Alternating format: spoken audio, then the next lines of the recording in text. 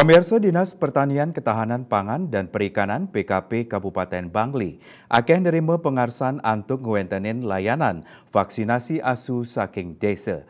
Nanging Dinas PKP kantos mangkin durung sida nagingin samian pengarsan inucap santukan muatasnya nih kewentenan vaksin.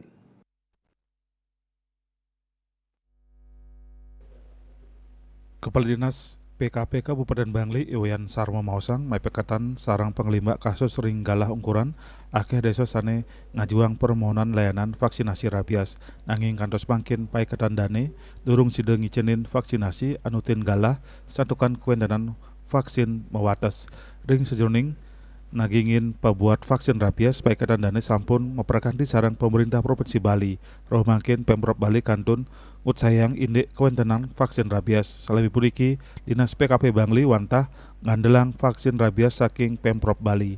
Sarmo nainin pacang nyilahang kewentenan vaksin rabies ring Kabupaten Kota Tiosan nanging anutin saking sane kecumpuin sarang kepala dinas kauningen kewentenan vaksin rabies ring wewidangan Tiosan taler mewates. Pinaga pengupaya nas penglalah rabies ring tengahang mewatasnyane kewentenan vaksin sarmo ngapriang majeng desa miwah krama mangde nincapang rasa waspada karena sane maduwe asu mangde negul utawi ngandangin asunyane. Dayu Swasrina Bali Pos Nguningayang.